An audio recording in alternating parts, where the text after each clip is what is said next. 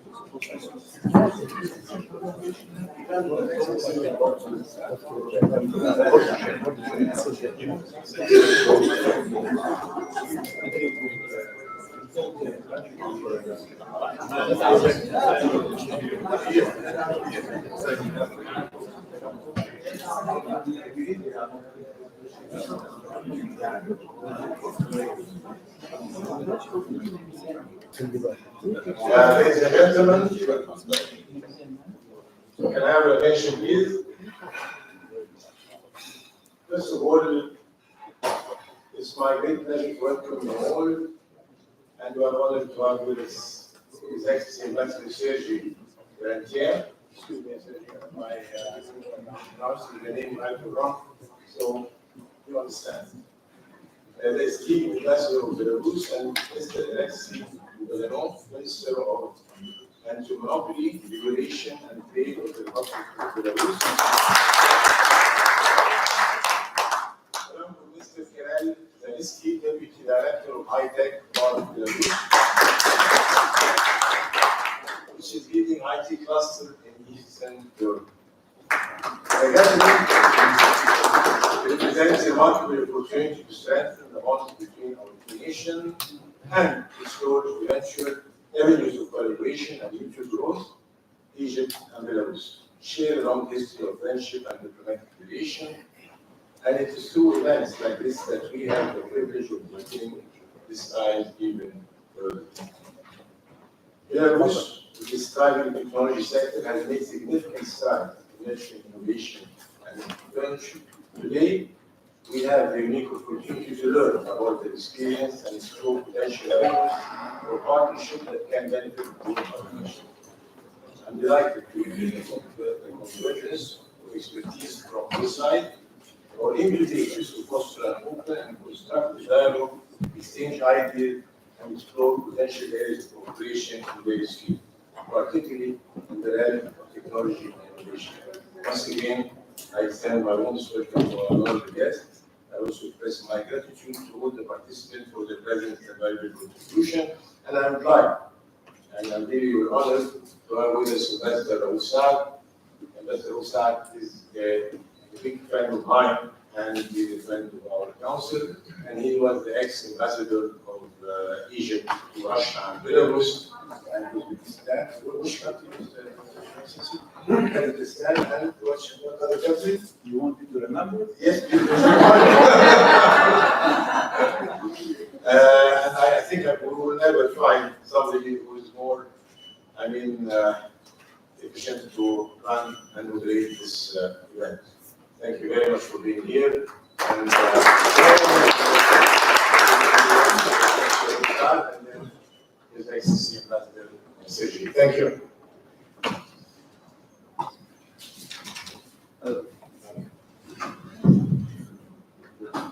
Good evening. Well, it's an honor and pleasure to moderate this event, and I accepted to be trapped, in fact, by Mr. Ruslan, because as he just mentioned, I was the former ambassador, non-resident ambassador to Belarus, and hopefully soon we will have a resident ambassador there. And I'm sure that Ambassador will not be tired before making sure that there is a new Egyptian embassy there. Being ambassador to Belarus, I think I have to felicitate Mr. Aslan for his choice, because Belarus is one of the countries that enjoys a very advanced technology. Maybe not so many people are aware of that, and they have a very sophisticated technology. They have a very disciplined way of working. They are very ambitious, and politically, it's a country which always holds its stand, for justice and peace. And that's why, although I know it's a challenge to run this event, I know the ambassador is a little bit too clever, but we'll have to control him. Let's do that by questioning him and making difficult questions. Technology is the future. And I think the technology is no longer just to have a transfer of technology. Technology is needed not only in industry, it's needed in all areas of life, including climate change, environment, car industry, agriculture. Without technology and without research and development, I think no country has a future. And I think to engage in this new area of cooperation with Belarus is a value add. And I hope that this event will produce concrete and realistic results that will pave the way for conducting practical cooperation in the area of technology. Not only to have a transfer of technology, but for exchanging best practices. We have our own technology, they have their own technology, and I think we need to engage closer in different areas where we have centers of excellence, in technology. That would bring us to produce what we call a smart power in our relations with Belarus. That does not mean that I will have to ask some difficult questions after they make their own presentations, but it's my pleasure and honor to introduce Minister Bogdanov, Minister of Trade, and Mr. Zaleski. And my advice, you have to change a little bit your name because it sounds like Zelensky.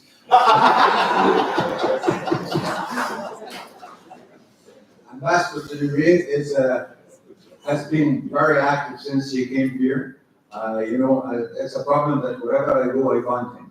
So I really appreciate his kind of relentless efforts in order to advance the relations between the two friendly countries who enjoy a history of friendship and partnership in so many areas. And today, I think that will be a new step in order to add a new important and strategic area. So I know that you are very kind. You are very kind to Belarus, and I know the reason. Because you know Belarus very well. Actually, first of all, apologies for being late. We did our best. We did our best.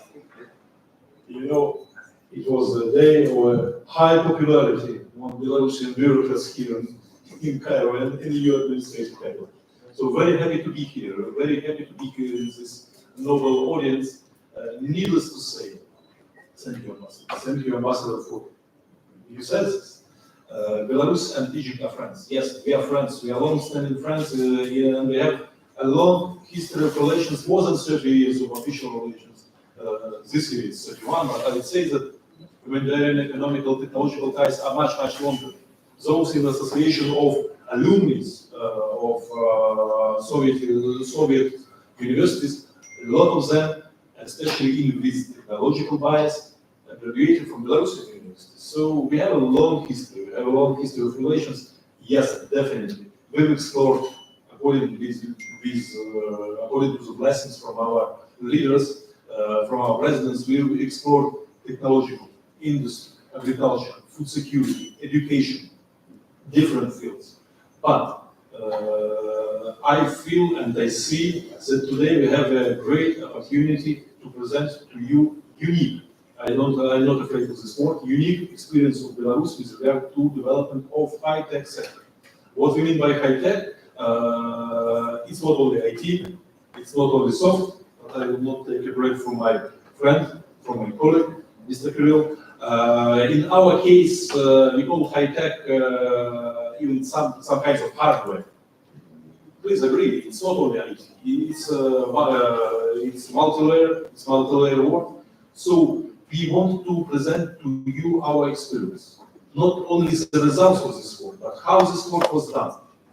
I'm very much impressed with what I see here in Egypt in development of smart village, in digitalization of the economy, development of fintech, different fields. Frankly speaking, these 4 years that I'm here, this is the time of discoveries. Discoveries of Master Omer Duya, I love this word, discovery of the country, which is not only reaching history, it's reaching people, it's reaching well, clever people, clever governments, very educated people, by the way, very educated people. And yes, it's a two-way road. We have a lot of things to show to you, and we have a lot of things to study from you. But let us use today's opportunity to present, at least for the time being, Belarusian experience. If you don't mind, Ambassador, I will leave the floor to the chairman of, co-chairman of the Belarusian side, chairman of the Belarus-Egypt Joint Trade Commission, intergovernmental. The 7th session of this commission is happening today, tomorrow. And that is actually the reason why we spend so much time in new administrative capital.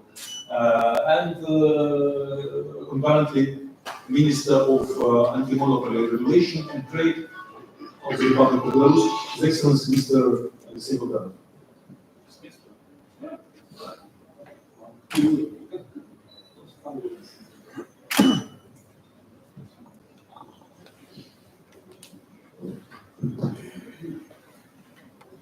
Добрый день, уважаемые дамы и господа. Вечер. Добрый вечер. Во-первых, позвольте немножко извиниться, что мы опоздали. أرجو المعذرة أننا تأخرنا بعض الوقت. Очень плотный график встреч и очень трудный график. Добраться сюда. كان جدول الأعمال اليوم مزدحم للغاية بالإضافة إلى ازدحام المروري الغير طبيعي. Мы благодарим вас, что вы нас дождались, и мы очень стремились быстрее сюда дозвониться. نحن شاكرون جدا أنكم انتظرتونا طول هذه المدة وأعتقد أن سيكون يومين سعيد. Позвольте поблагодарить организаторов за слова, за приглашение. واسمحوا لي أن أعبر عن شكري لمنظمين هذه المائدة المستديرة. IT-сфера и сфера высоких технологий – это действительно тот тренд, который сегодня занимает первенство и место в мире. إن التكنولوجيا الرقمية الحديثة والآي تي هي تعتبر المادة رقم 1 في العالم الحديث. Цифровая повестка – это одна из основных, одна из первых находится на рабочем столе белорусского государства, и цифровое повестка сегодня также развивается и двигается. نحن في بيلاروسيا نقوم بتطوير عمل الحكومة الإلكترونية منذ فترة وكذلك أرى أن ذلك يحدث أيضا في مصر. Знаете, являясь председателем межправительственной комиссии с белорусской стороны, мы сегодня и завтра охватываем очень много сфер. وبصفتي الرئيس المشارك للجنة التعاون البيلاروسية المصرية لدينا الكثير ما نقوله اليوم وغدا. И цель нашего сегодняшнего визита в Египет – это активизировать все те проекты, которые мы начинали еще до пандемийное время.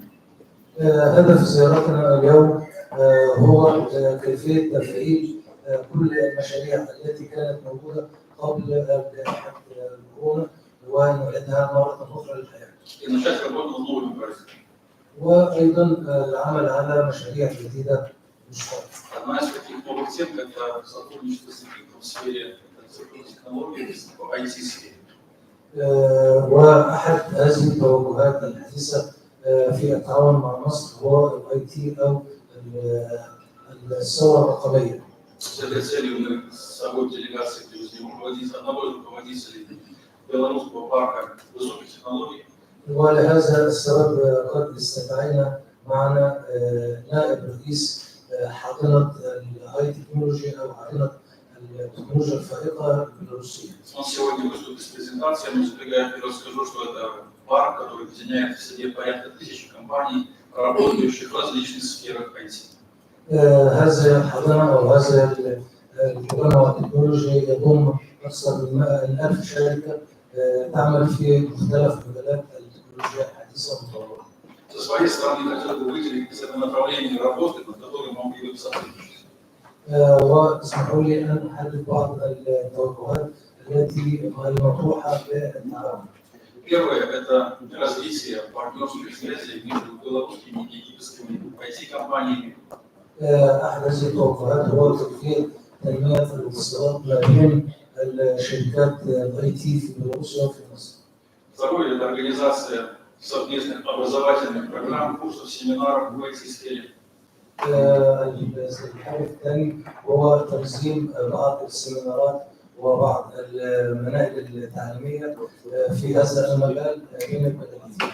Третье – это организация совместных научно-исследовательских проектов и лабораторий.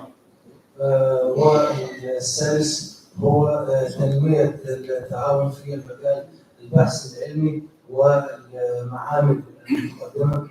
Беларусь готова поделиться своими разработками в сфере IT, управления и развития IT-сферы. بيلاروسيا على استعداد لمشاركة مصر في ما لديها من تقدم تكنولوجي وبعض المنجزات. Ну и, конечно, совместная разработка новых программных продуктов. وأيضا ممكن عمل الكثير من الأعمال المشتركة الحديثة. Совместная наша работа в этих направлениях, она позволит усилить наши позиции в IT-сфере на мировом рынке. أعتقد أن مثل هذا التعاون قد يعضد أو يساعد في كلا الجانبين في العالم الرقمي الحديث. Повысить научный потенциал и образовательный потенциал. وقادرة أيضا على رفع القدرات العلمية والقدرات التكنولوجية. И в целом сделает наши страны еще более сильными в экономическом плане. وسيساعد هذا كلا الدولتين على أن تكون قوية في المجال الاقتصادي. Позвольте пожелать успешной работы сегодня на круглом столе. اسمحوا لي أن أتمنى لكم يوما ناجحا في المائدة المستديرة، يوما من المائدة المستديرة. Уверен, что сегодняшняя встреча это будет всего лишь первый шаг в большом пути развития нашей совместной работы. أعتقد أن اليوم سيكون أول خطوة في تعاون طويل المدى وطريق طويل في التعاون بين الأزمة.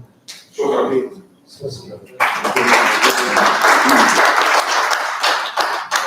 Thank you very much, Mr. Minister. I think this is quite a good introduction to our hopefully an active discussion that will take place. I think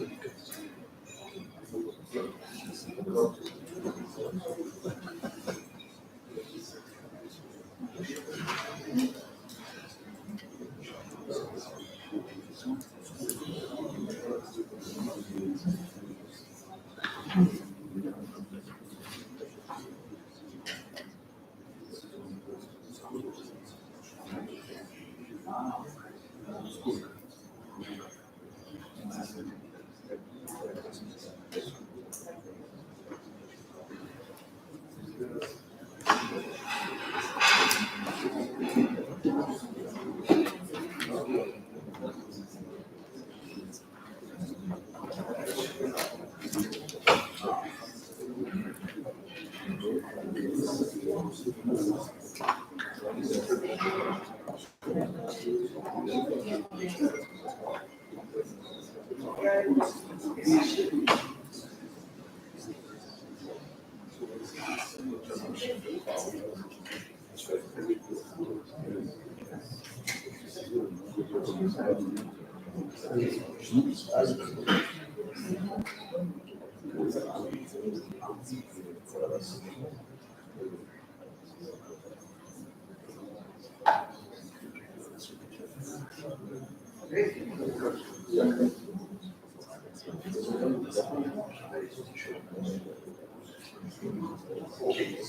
thank you very much, Excellencies. Everyone here has some special personal history with Egypt and with the local representatives. I have my own personal history.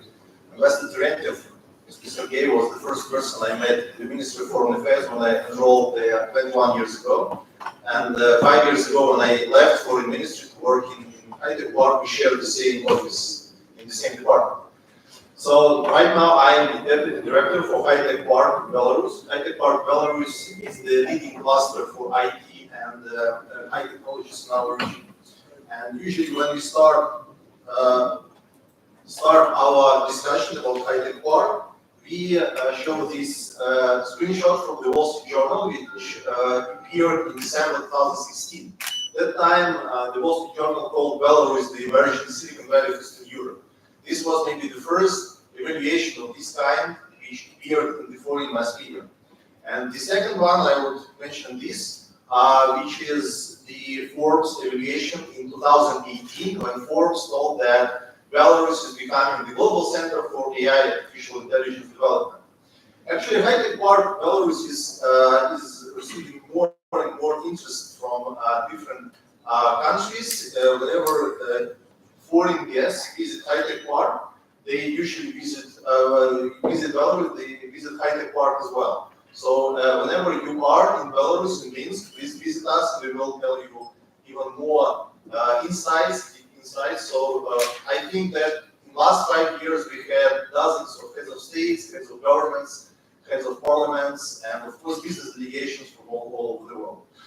Before the pandemic, one of the last dignitaries who visited High-Tech Park was US Secretary of State Mike Pompeo. He visited Belarus for a few hours. He was in the president's office, he was in the US Embassy, he was in our High-Tech Park. Why? Because actually High-Tech Park's main market is the United States. Belarus is quite a small country, only maybe 10 to 15% of all the revenues of high-tech park companies goes from the domestic market. The rest is the exports of IT products, of software, of IT services, and about half of this is the American market. And we consider it to be the sign of our qualifications, because maybe somewhere we can recommend someone, we find some administrative resources how to push our companies, but not in American or West European countries. Only if you are of this qualification, if you can provide high quality IT services, you can get success on the American and Western, West European markets. And our companies, they aim to do this. If you look into the map of, let's say, our technological surrounding, you will find that High-Tech Park Belarus is in the center of IT ecosystem of the CIS and Eastern Europe. Actually, we are geographically and technologically in the center of the region. And from this perspective, we are developing our markets and developing our products in foreign countries. If we take the, let's say, the numbers, by now High-Tech Park is around 4% of Belarus GDP and around 50% of all exports of services of Belarus. I'd like to remind that High-Tech Park is only a story which is 18 years long. 18 years ago, we had zero. Now we are 4% of Belarus GDP. And in, let's say, in numbers, this is 1,000 plus companies. Right now we have 1,016 companies at High-Tech Park. And the record worldwide projects, the record exports of High-Tech Park was $3.2 billion in 2021. Last year's situation in Ukraine, of course, undermined a lot the foreign businesses in our region, and our IT companies also felt this decline, but still we are doing quite well, and we are now moving to the positive pace already. So when we compare ourselves with the other countries supplying IT services and software development, we try to use this kind of numbers, which is export of software and computer services per capita of total population.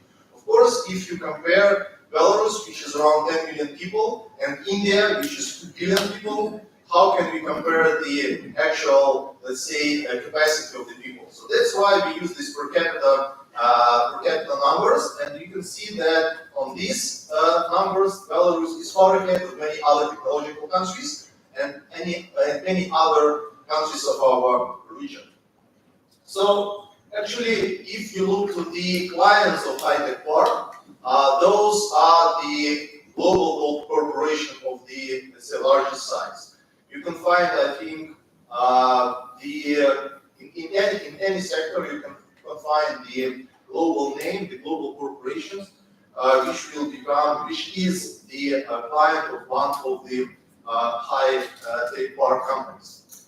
But the question is, how did it happen? So how it happened that Belarus managed to take these positions on the global IT services market? And the answer is education. Back in the Soviet Union, as you may know, Belarus was one of the key scientific centers of the Soviet Union. Not only we were the center for machinery, of electrochemicals, for agriculture, but as well we were one of the centers for science and technology in the Soviet Union. From that time, we gained the good system of education in Belarus, and this system of education is providing quite a lot of graduates in STEM, in science, technology, engineering, and mathematics. And these numbers, they are proved by Coursera. Coursera, which is the global educational portal, you may know this, and Coursera has its own global skills index. And in the sector of technology, the skill level is evaluated by Coursera as the first in Europe and the second in the world after Japan. And this proves that we have all the grounds to say the next thing. That Belarus actually generates talents. It generates talents which are capable to create a lot of interesting things in IT, in software, in high technologies, and in other sectors. But back then, in the 90s, when the Soviet Union collapsed, we found ourselves in a situation when we had a very good system of education, but the graduates started to leave the country because there was no decent place to work in the country. And that's why our president took this decision to make the best conditions in the region, to let those people stay in the country when they were born, when they got their education, and where they should live and, let's say, utilize their talents. And this is how, in 2005, the president of Belarus created High-Tech Park. So the legal regime of High-Tech Park is based on the president's decisions, on the decrees by the president, and still president of Belarus supervises the High-Tech Park activities by himself. So this photo was taken in 2019 when president visited our head office and when he had his personal meeting with the directors and the main investors of our High-Tech Park companies.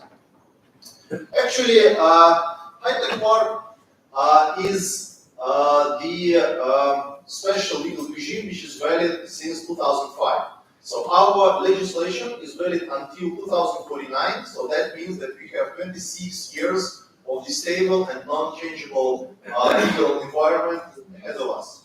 So one of the interesting things that we need to know about High-Tech Park, for the first, is that we have nationwide regime of High-Tech Park. So our companies are not linked to any location. We are not a techno park in its traditional meaning. So we do not have any territory. Our companies can be located anywhere in Belarus.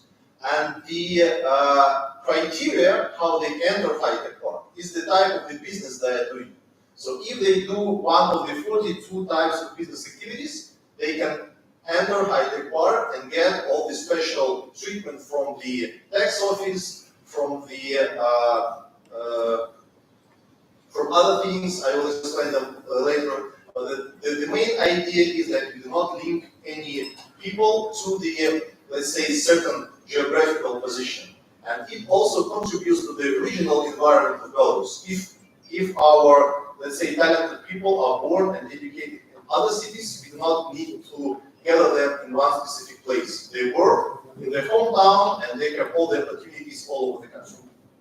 So when a company joins high-tech park, it receives quite good taxation system. It receives zero VAT when working on the local market. They receive zero profit tax instead of 18%, which is all over the country. Also, they get the incentives regarding to the personal income tax, which is 9% against 15% all over the country. And the main thing is the average contributions for the social security. So, social security in Belarus, if you are an employer, if you pay 100 rubles or dollars to your employee, you need to pay 35 other dollars to the social security fund. We have this formula reduced when you need to pay only the average country's contributions to social security. And also, this makes it this situation that instead of 35%, you pay 7 to 8% of social security contributions. And this is also based on very interesting factors. In IT sector, in software development, there is completely different, let's say, system of costs and profits. You do not have spare parts. You do not need energy or some other raw materials to produce something. You do not have material costs. You have only salaries of your employees as your costs. And usually the salaries of employees are actually taxed very hard. And in general economy, when you have like material production, this is not so much important because your main costs go to spare parts, energy sources, and so on. But in IT sector, this is the main thing. And this is the idea that we caught 18 years ago, that we need to make it average with the other economy. We cannot afford that these taxes on salaries, on the workforce, would drag your business down. So, and that's how we managed to do that. On one hand, yes, we have all those tax and benefits in high-tech park. On the other hand, if you take, let's say, one average employee, from the perspective of the government, they pay more taxes than others in other sectors. This is the interesting thing that we try to explain as well. Also, we have a number of non-economic incentives for high-tech park residents. One of the greatest, I would say, is the simplification of international transactions procedure. Imagine that you are an IT company who wants to provide, who wants to sell their games through App Store or Google Play. By general laws, you need, if you get any money on your accounts from Google or from Apple, you need to provide to the bank the contract with the entity which sent you the money. And you need to get this contract signed by Apple with blue stamp on paper. It's impossible, I think. That's why in the framework of high-tech park, we have this rule that simple exchange of electronic messages is recognized as the foreign trade contract for the purposes of banking and foreign trade regulations. And that's how we made those conditions that our companies actually do not need any reason to have their foreign subsidiaries of other companies. The legal framework of the companies was created by our companies themselves. What we did, for instance, like 6 years ago, we got the order from our president that we need to, let's say, have some new impetus to the high-tech park development. So what we did, actually, maybe we were just lazy to do it ourselves, or we tried to think about the business, but we just invited all the business owners, the CEOs of the companies, and other guys wanted to participate. We gave them one piece of paper, we gave them a pencil, and we said, please write down everything you need, everything you want in the legal framework of high-tech park, so that your business would flourish in high-tech park. Because in first, let's say 10 to 12 years, we were providing mostly outsourcing services. When you sell the hours of your employees to the foreign client. And we understood that on the first stage of high-tech park, it fulfilled its aim. So people stopped leaving the country. So the businesses were developed inside Belarus, and the IT graduates, they wanted to stay in Belarus. But we saw the situation when the key value in IT products was formed somewhere outside Belarus. Only the money for the salaries of those guys was entering in the country, but outside, a lot of incomes were accumulated outside. So that's how we asked them, okay, your company has a headquarters in Cyprus and has the R&D office, in Minsk, high-tech park. What do you need to eliminate your headquarters in Cyprus? So let's just imagine that you will no longer need your head office somewhere. So our companies, they provided those suggestions. Our role was to find the let's say, governmental consensus on all those rules, and we submitted those rules to the president for signing. And President of Belarus signed all the suggestions that the business wanted to see in the framework of high-tech park. And that's how it works right now. And this is the result. So in last 5 years, high-tech park grew in revenues roughly 4 times. Here I put the last year of 2021. The year 2022 was quite pessimistic because of the events in Ukraine. We slided down by 1 year. So year 2022 was somewhere as 2020. But still it generates a big portion of national GDP and big portion of our foreign transactions in terms of exports of services. And this year, the situation is recovering, I think, and we are moving on. And one of the goals that I'm here is that we are trying to change this situation as well. So before, let's say before the present time, this was the main geography of the functioning of our companies. 45% went to the United States, 35% of the market was in the Western Europe, and the rest 10% was somewhere between the CIS and the rest of the world. We understand that we need now to focus more on new markets. First of all, on MENA market, on Middle East and Northern Africa. And I think that this is our goal, to let our companies get in touch with the local businesses here in Egypt as well. And that's why we are going to, let's say, develop this situation. Also, we have a quite impressive growth of new companies working in high-tech park since 2018. I mentioned that 6 years ago we upgraded our legislation a little bit, and this was the, let's say, the result of this work. In 2018, the first year of new rules, we got more companies incorporated in high-tech park than in previous 11 years. This also was because we got a lot of new startups which were incubated inside big outsourcing corporations. When it was a new generation of software developers who wanted to try their own ambition, to try their own product, I don't know, a mobile game, a mobile application, or some other. And in this moment, the government says, okay, you can try. We will give you the same conditions as big IT corporations. And they tried, and that's how they started to establish new companies and enter high-tech park. When I moved to high-tech park in 2018, we had 192 companies. I remember this number. Now we have 1,016, if I'm not mistaken, with over 60,000 developers all over the country. Actually, when we talk about the sectors where our companies work, I think it's easier to name where they don't work, other than what they work. We have hundreds of companies in all AI AI or other related industries and sectors. I will just cover maybe a dozen of them, but you need to understand this is 1,000 or 15 out of 1,000. The first and the biggest company of high-tech park will be EPAM. EPAM now is the multinational IT service provider, which started their activities in Minsk and high-tech park many years ago.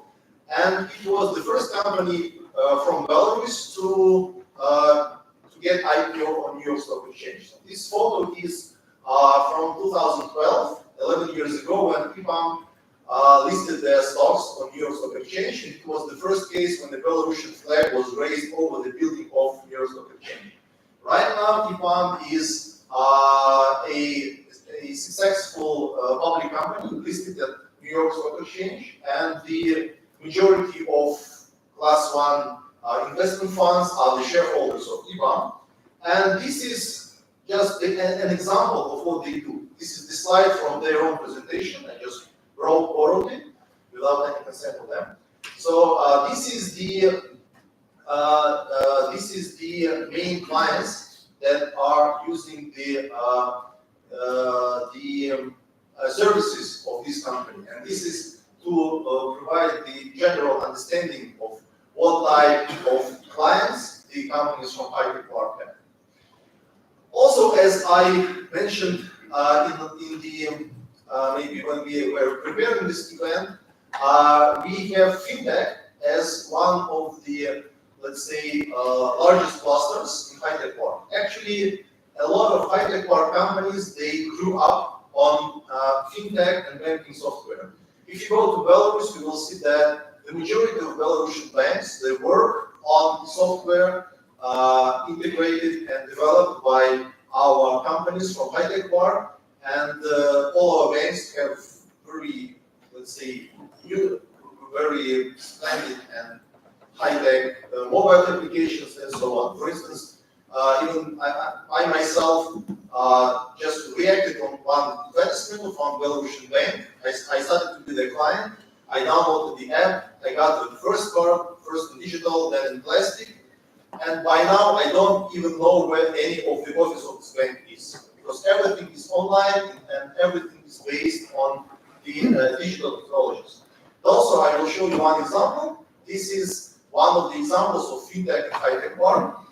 3 years ago, one of our companies launched this application. They took the idea from Chinese WeChat Pay system, where you have the mobile-based payments between the parties without the infrastructure of banking cards. It goes through the infrastructure of electronic payments. For instance, if you go to a supermarket, you can show just the QR code from your mobile application. The cashier will scan it, and the money will be taken from your account. And it is now being integrated in various sectors of our social life. For instance, this is how they use this system in the public transportation. When you enter the bus in Minsk, you can see two different types of payment. You can see this yellow piece of electronic equipment, which was installed like 10 years ago. And this is when you need these normal cards. And also you can see this little QR code just printed on a piece of paper. And this is what is needed to pay this my transportation in this bus with my smartphone. I Googled, when I was preparing for this event, I Googled in use from 10 years ago. So one piece of such equipment, the yellow one, was around $700 10 years ago when it was installed. And every bus has 5 to 7 pieces of this type of equipment. You can imagine how much it costs to install the system in a big city, in a 2 million city like Minsk is. And you can imagine how small it takes of the money when you deploy the system with QR codes. I just scan it and I just receive the ticket in my smartphone. And the same system works fine when I go to fuel my car. So on every gas station in Minsk right now, we have also this small QR code. What I do, I put this close to my tank. I just scan this QR code. I press few few buttons in my smartphone, and the fueling process starts. So I don't need to go to the cashier, I don't need to pay to the person, I just do it fully automated. So this is one of the examples how the fintech technologies are being developed and implemented in Belarus by high-tech power companies. Also, we have a quite big gaming cluster in high-tech park. So one of the maybe most famous games from Belarus would be World of Tanks. World of Tanks, the company, as a company, was established in Cyprus by a Belarusian businessman, and the main R&D office is still in Minsk. Due to the events in Ukraine, they needed to separate their businesses for the Russian and Belarus market and for the rest of the world. But still, this game is one of the most famous games in the world, having few Guinness records mentionings and the Golden Joysticks Awards. This is like an Oscar in the gaming world. Also, one of the recent examples would be this very interesting company called City Games. 2 years ago, a company appeared in high-tech park. They're even not game developers, they're game publishers. What they do, they publish games like hyper-casual games, very simple one, you know, when you just press on the one, like you kill time in the airplane or something like that. So, and they were pushing those games through their own algorithms, how they buy the traffic and how they segment this traffic. And this slide comes from the third quarter of 2019, when the company Save Games, they took third place in the world after Facebook and Google by the number of downloads of the applications they published in the net. And the interesting thing is that by that time, company Save Games had only 25 people in there. They were only 2 years old. And they got the third place after Facebook and Google. Another interesting sector in our high-tech part will be medical technologies or medtech. For healthcare, it can be hardware for healthcare, or it can be software for healthcare. We have plenty of them. One of it would be the most, I would say, the most famous one would be Flow. Flow is the application for women's health, but this application fully was developed here in Belarus. I mean, in Belarus and high-tech park. And in 2019, this application took #1 place in the health and fitness category in the App Store of Apple. And when Pompeo, US Secretary of State Pompeo visited our high-tech park, we also showed him this application, and he said it was an interesting thing how Belarusian men helped the American women to get pregnant. So through this help, a lot of women's health problems through this application was solved, and they have very good results in the American market as well. Also, as we declared in advance, we have a cluster of companies which can be involved in smart city development. For instance, a company called Arnox, they developed systems of air quality monitoring, which is quite innovative. Usually in these cities like Minsk or Cairo, you would have like 5 to 10 very big and very expensive stations which are monitoring the quality of the air. And this is old-fashioned style. So this company, what they do, they just take the same number of sensors and they put it in this small box, like this electrical socket box, which you can see outside. And you can put it on the existing infrastructure of IP. For instance, if you have a public security surveillance camera, you can put on the same wire, on the same communication wire, you can put this box, and it will provide you the information about the quality of the air in this region. Now they have the biggest projects in the Moscow region, in the region around Moscow. They have installed already 400 devices in the whole region, and the digital platform which goes alongside can predict the air quality with regards of the forecast of the weather.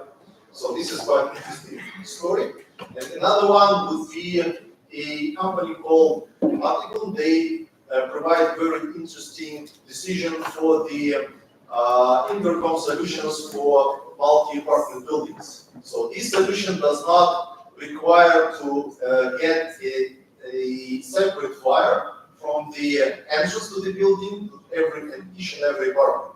You just can use the standard internet communication channels, and it also provides a number of, let's say, digital and remote services, both for security reasons and for the surveillance or providing some information on the screens as well. Also, one of the companies that we have, they have very interesting project of making the diagnostics of buildings and facilities based on artificial intelligence. How it works? They are training the neural network for detecting the reasons of some, let's say, problems with the building. It works like this: you can photo a problem, like the threads on the building, and it can detect what the problem is there. Is it something with the foundation, or is it something with the wall itself, or something like this? They also have now quite a big projects with the Moscow city government, and they are now also working with our local authorities as well. The last in this, let's say, hardware sector, but not the least, would be equipment for radiation safety. This is also in a sector which is covered by high-tech parks legal environment. You may know that the Chernobyl nuclear power plant disaster affected Belarus most. In 1986, the Chernobyl power plant blasted, and the 70% of all the contamination landed on Belarus territory. And that's why in Belarus, since then, we have big focus on developing the technologies relating to radiation security and safety. And that's why we have a few companies which are developing these kinds of equipment. So this is not only for power plants. This is used everywhere, especially when you have for the logistic hubs like ports or airports, when you have a lot of goods and like containers and others going through ports. You need to see whether they have any radiation harmful substances inside the goods. So this equipment can help this and make your country or city or port work safe. Also, quite an interesting story. We have this company called Mind Games. Imagine that you need to train your employees with some very expensive equipment, like a tractor, or I don't know, the harvester, or a very expensive truck, or something like that. It can be quite, let's say, not easy to provide the real piece of equipment just for the training purposes, because it can be spoiled very in a very simple manner. So that's why we have those decisions how they just take the virtual reality for the training procedures. They have all the mathematics, they have all the physics models calculated with the real size of the equipment, like tractors or big cars, or sometimes it can be oil pumps or something like that. So they make the digital copies of such things, and they are providing them for the application purposes. Also, there is an interesting story about unmanned aviation systems. We have two companies in high-tech park. One of them are making the airplane type unmanned aviation system, and another one is the helicopter type. The helicopter type would be quite an interesting one. They can put, so it's about 2 hours autonomous flight with payload up to 8 kilograms. Now this company is setting up their factory in United Arab Emirates to be closer to this region, so that they can provide you those decisions here as well. Also, if you travel a lot and the passport control, it's a high possibility that your passport is controlled by equipment made in Belarus at high-tech park. So this equipment is installed everywhere, in airports, in banks, and so on. Actually, now we are trying to understand how many AI-oriented companies we have, because artificial intelligence is a very interesting topic by now, and we understood that like 5 years ago, we had a very small amount of companies which work with artificial intelligence, and now I think more and more companies every day they are using this in their work. We have this interesting company from California. They have their R&D office in Minsk. They are doing the systems for unmanned vehicles and for the navigation systems. Also in this regard, it's an interesting project also from High Tech Park. If you go to the online store of Gucci or Adidas or Puma or any other fashion brand, you can find this interesting function try-on, when you can see your new shoes on your foot just on your phone. So this technology was also developed in High Tech Park and implemented in all those online stores. As I mentioned, we have a lot of such companies, hundreds and hundreds, and I think we can compare High Tech Park with a supermarket. When you go in and you can find a decision or a solution for any type of your demands of your business and for your clients as well. The last but not the least, some figures about the profitability. The average return on sales in High Tech Park last year exceeded 28%, and around 100 of companies had 100% and above profitability last year. That makes business in High Tech Park highly profitable and very attractive by the foreign investors. And this is just maybe the most visible M&A deals in High Tech Park in the last years. But of course, they have more and more of them. This is a problem that usually those deals are hidden by the NDAs, by the non-disclosure agreements, and even we as regulators, we do not have this information on how they plan these deals. So this is maybe the last thing I wanted to tell you, and from now on, I'm going to answer your questions. Thank you.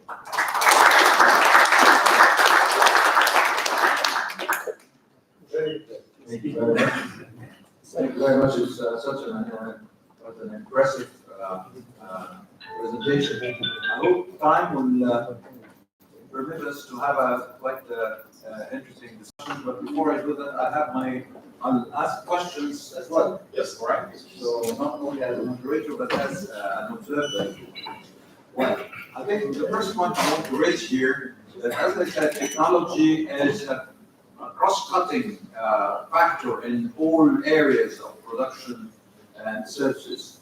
However, I think Egypt is focusing very much at this stage on indigenous technology. In other words, that it's not that transfer of technology is not the main goal that we are trying to get in order to pursue our development process, but we want to have indigenous technology, meaning that we would like to have technology with the know-how.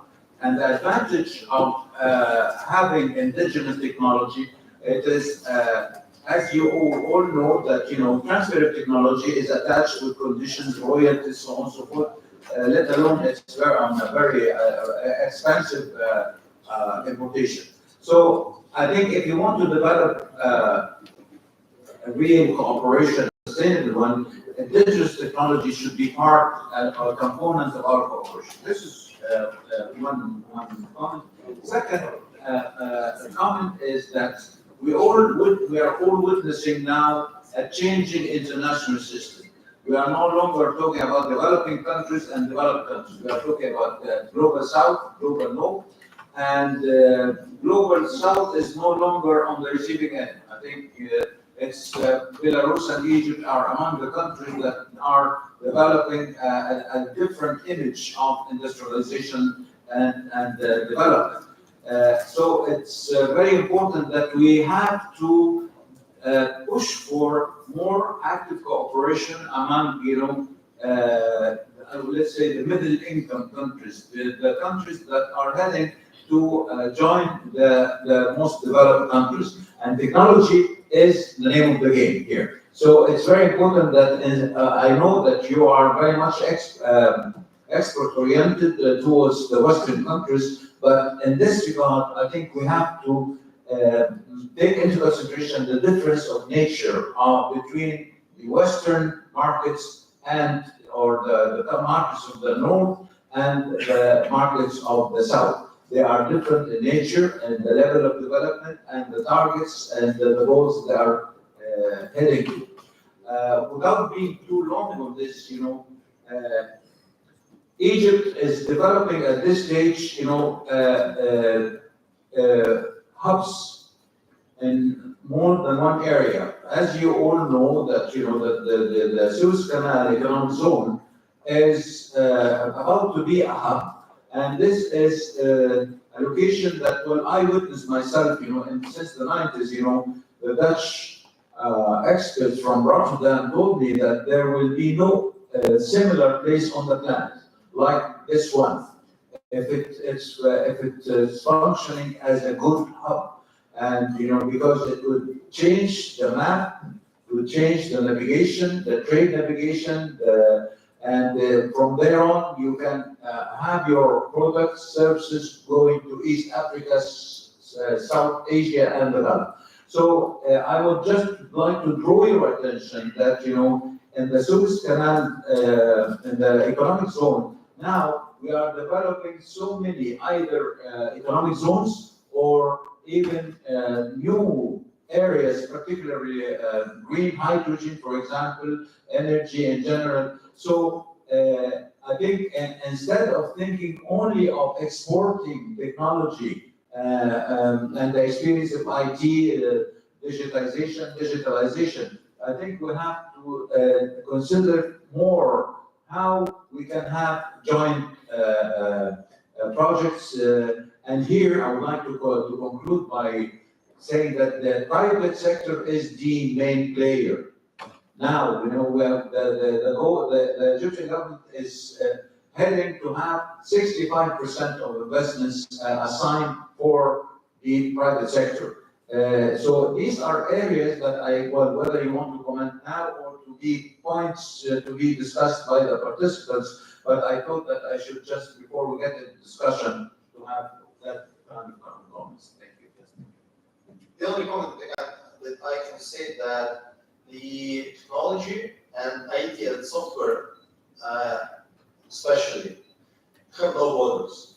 So the companies, when you're, I'm quite a public servant still, although I don't have the status. But when I talk to the IT companies, the CEOs, the guys who work, they do not think in categories. So this is company in Belarus, this is company in Egypt, this is company somewhere. They think in paradigm that I have a global company and the physical location of an office is just the matter of the jurisdiction of some taxation and something like that.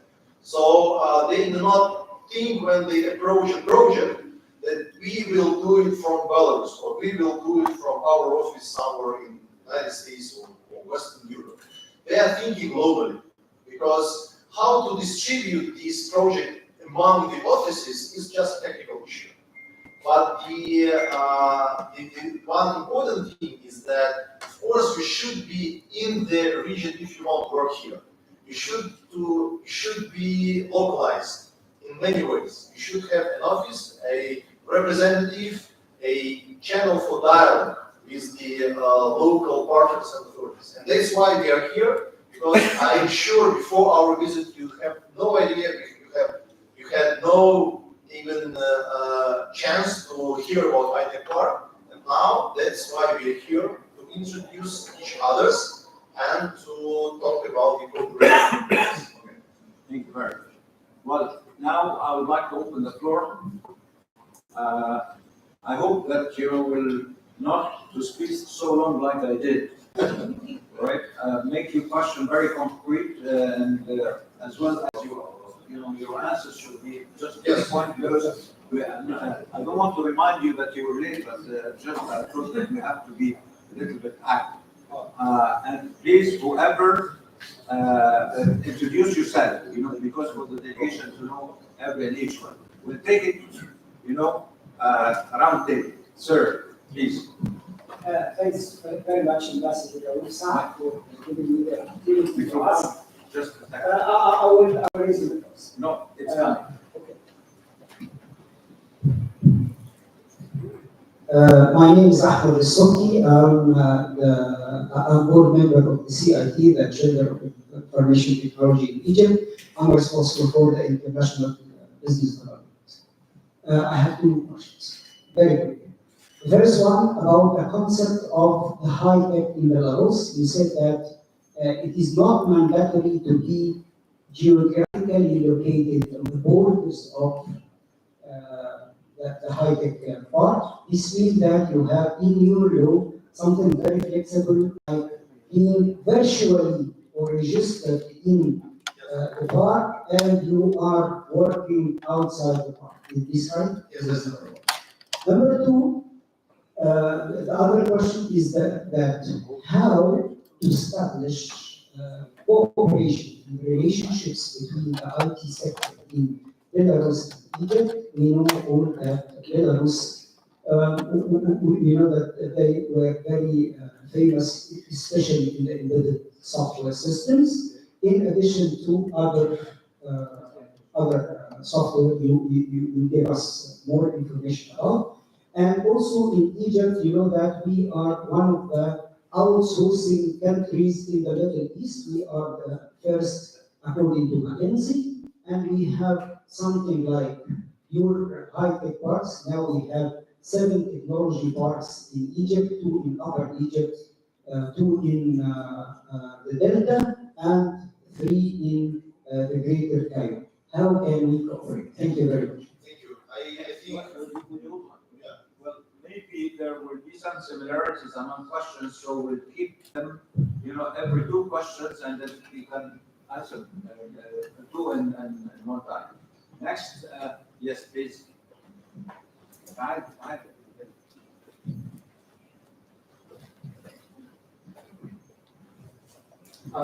Good evening. It's such a pleasure to be on you guys here as the founder and CEO of a company called Electrify. My name is Abdulrahman Nader.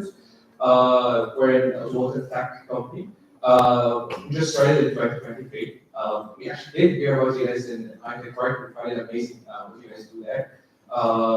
And we were really interested to know if you guys at High-Tech Park would be interested to work with automotive tech companies. We have noticed some numbers according to the Blues GDP. You guys have a growth of 10.5% in your GDP for the automotive sector. So we wanted to know if it's possible to have an Egyptian company cooperate with you guys to possibly build multiple factories where we basically just what we do at Electrify is we retrofit vehicles in the last mile delivery sector.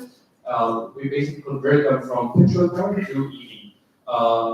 So yeah, that's pretty much it. Thank you. Thank you. Would you like to answer this, or what, have some more questions? let's just say this. Well, one more question, please.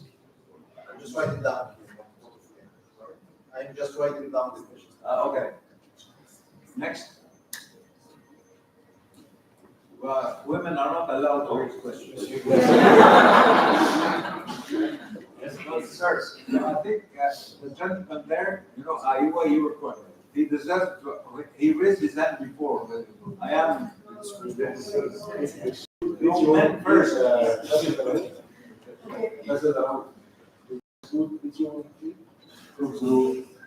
I'm sorry, I'm not paid for that. Yes. My name is Mariam, and my question is how do you see that the fintech is influencing the capital markets in the region, like in Europe?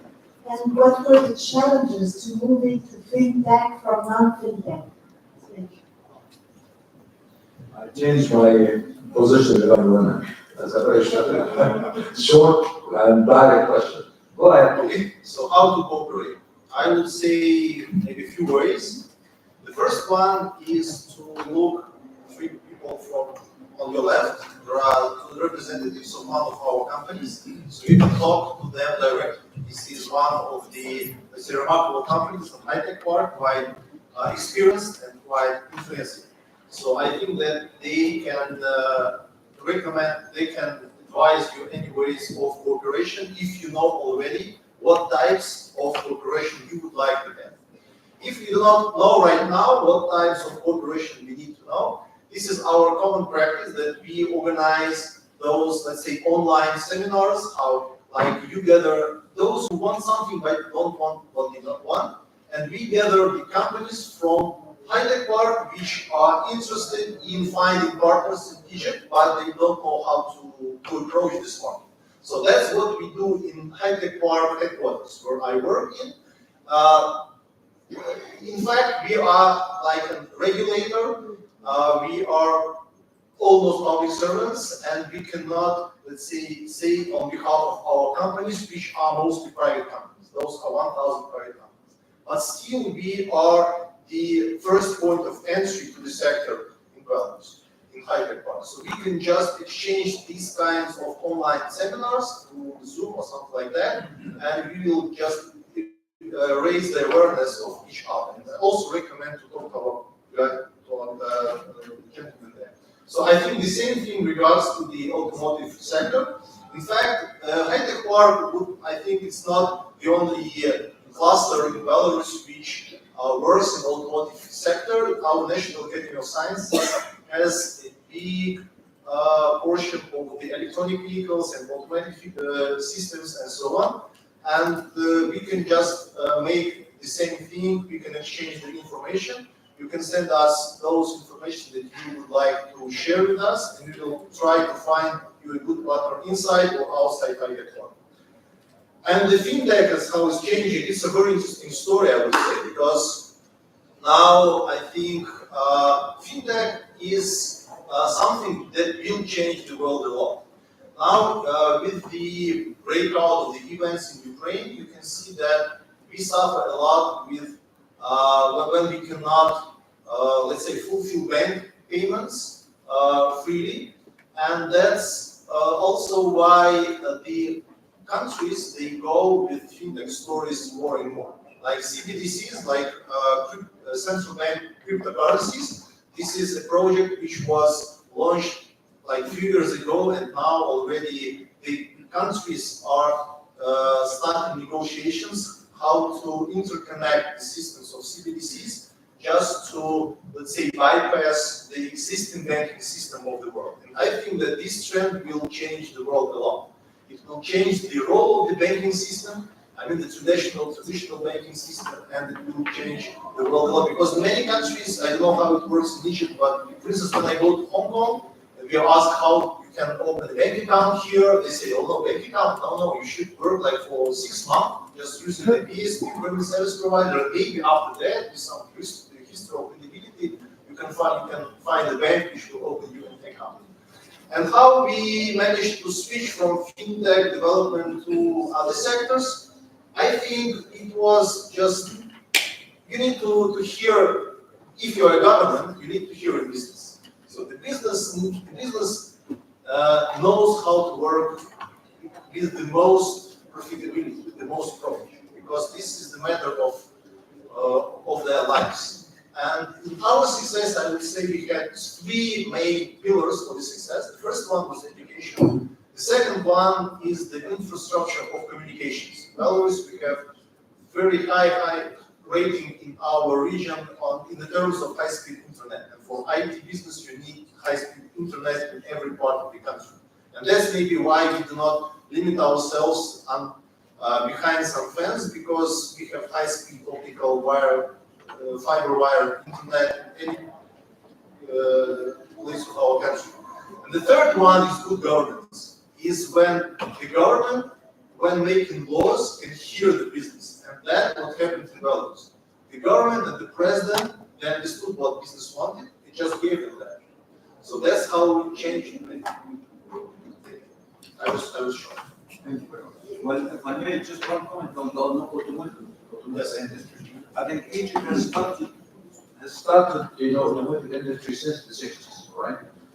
My personal view, I'm not an expert in this regard, and I don't want anybody to get offended. Without having the know-how of the engine, then you don't have a complete car industry. You cannot call it car industry. So this is what I meant by the indigenous technology. So it's very important that that we have to develop this mind, because we are becoming very selective now in the technology, when the world market is such a wide market where we can choose and select and where we need. But I think this again, I want to flag, this kind of the remark on the indigenous technology. Sir, please. No, my question was answered. Was done? Was done, yeah. All right. Senator, please. Thank you very much. Thank you very much. And a member for the Canadian, also with Mr. Mu'taz Aslan. I am Dr. Hani Ahmed. I am a cardiologist and in the Senate House. I'm very impressed by all what you showed us, and I will concentrate on one point about the air quality and the air NOx. We were just discussing this last week in the Senate House, and I was asking the minister that we have to implement and to fix these machines everywhere around where we are doing actually in Egypt, cement industry, fertilizing industry, and a lot of industries that are polluting, very polluting. And I was asking about this machine. So this is a very big and market for us actually in Egypt. These machines are NOx. If you want to cooperate, you have to go with the Minister of Environment. Because we were asking this officially in the parliament to implement this to save the lives of patients. We have a lot of cancer, we have a lot of heart attacks due to fine particles. So I hope these machines can detect fine particles and not normal particles, less than 10 microns, especially. And this, we have to put it and fix it everywhere where there is industries. So actually, we are ready for this cooperation to do it. Second one is the telemedicine in medicine and in health. Have you experience in telemedicine and machines and all these things for telemedicine? Because Egypt actually is trying to connect all Egypt area with central universities in Cairo through telemedicine. So this is another, and artificial intelligence. So this is another project we can do with you. Thank you very much. I also swear all the material. Just a second. Well, thank you very much. This is the kind of questions that I want very much to be raised, because really we are talking about business, right? And there is a concrete proposal here, and I think this is the way we have to develop. We have a council which is headed by a hyperactive chairman. Mr. Raslan is really hyperactive, is not totally active, and this council has become the main actor in town, and that's why we have to invest in this facility and think big, in terms of how practically you can engage into cooperation. In the terms of this air monitoring system, I will leave I have the details. I will leave with the next investor, and I think if you assist him to find right people to discuss, we will provide all the information. This is actually a very important issue for the industrial countries. Egypt is very, very. In terms of medtech and healthcare, this is a very interesting issue, because what our companies found out when they started to do medtech is that it is very expensive to develop by one reason. That on every country and in every market, you need to certify, you need to get certification and like clinical tests and so on and so on for every medical product which is used for diagnosis or curing itself. That's why a lot of companies, when they find some technology, they try to go on some market, they fail to do it because it's a long way to make clinical tests. They switch to educational purposes. Like when it's for educational purposes, you don't need these all certifications and so on. But still, the telemedicine, I think I have one project in mind. We have this company, they are doing this platform which unites the 3D, like MRT or CT photos and images in one big platform which is accessible from any point. And it's not like if you go to this hospital, they will have on this place, they will have in this place, they have this product as an integrated system which can be implemented on the same basis. And I also will transfer to our embassy the details of this project. Yes, so it's Thank you very much. Next. Please. Ahmed Abdul, a member of the Media Council. My question is about Egypt. We have smart cities and we have a new capital city. So how we can apply high-tech park application in new capital city, especially real estate field, because it's a huge field in new capital city. And how can we apply it in smart city to get in 6 October, because it includes a lot of IT company. By the way, in Egypt, we depend really in some local company, like, for example, Finance. The government make a cooperation with finance company, it's a local company, in the payment of governmental traffic, and also the governmental banking sector and private banking sector already apply some application similar to Europe. The competition will depend really in two components. One component is the price of your services, if you want to present to the banking sector, the governmental sector, or the real estate sector, for example. And the second, most advanced and third, national security of database, because in Egypt, we focus mainly in the database, especially in the government and the huge company. Thanks for coming, thanks for your presentation. Yes, I think that this is the issue that every country now is solving.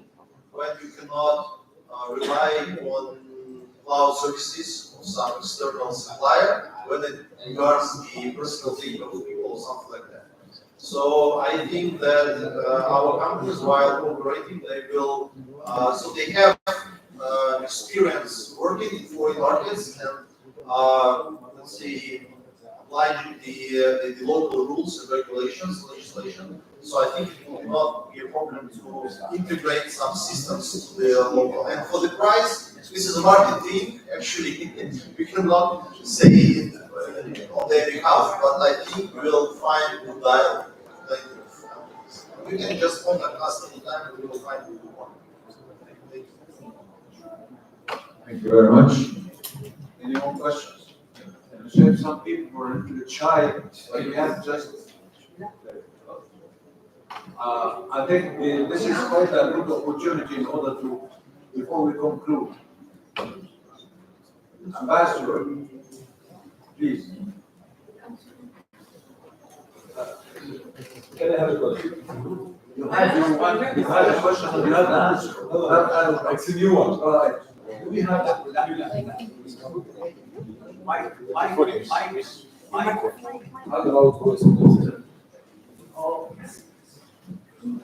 Do you allow offshore companies or companies that can be dating physically but have license? Actually, in high-tech work, legal entities of Belarus can apply. Yeah. So this should be a company registered in Belarus, but the people working in there can be located everywhere. We have this what's called remote employment. It's fully regulated by our labor law, so it's not possible to have remote employees in the country. But there is no reason to enter high-tech work if you are not a Belarusian company. Enter high-tech work to reduce your costs when you work in the Belarusian legal environment. But you still have to have a legal entity in there. Yes, it can be 100% foreign owned, so you are not obligated to have a local person to be your investor or something like that. You can be the owner of your company in Belarus as a foreign national. 100%.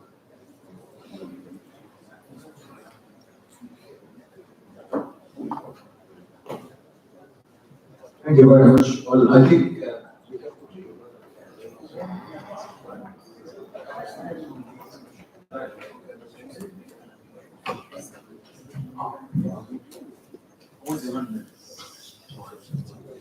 Dear friends, thank you for being here with us today. Even me, I learned something. If you didn't catch something, if you still have questions, We in the industry, we are not experts, but we will find experts for you. We will find them in Spark or as an automatic sector in other places. So if any questions left, either Kirill or Ernest is always at your disposal. Thank you. Thank you very much. Well, let me conclude by saying that this is one of the important events, although it isn't just a round table, a loud dinner, but it's okay. I think it's really very important, you know.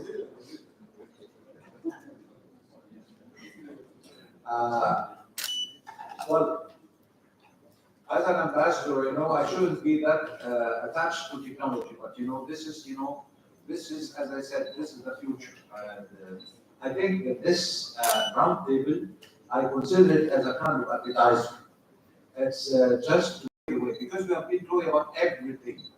So, of course, we can complete our questions outside, but I'm suggesting to Mr. Raslan that they will have to organize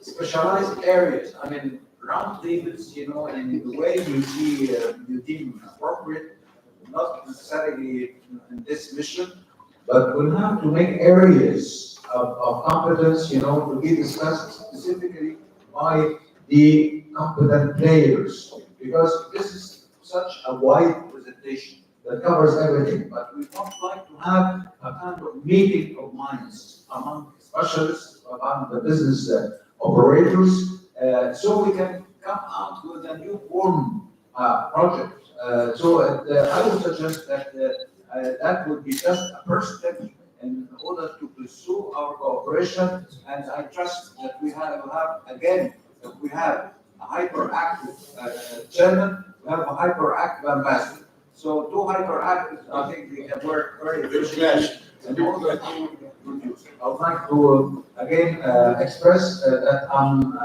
I was happily trapped by Mr. Raslan, but I'm used to that. But this time, I'm really very happy and honored to be in this event. Thank you very much.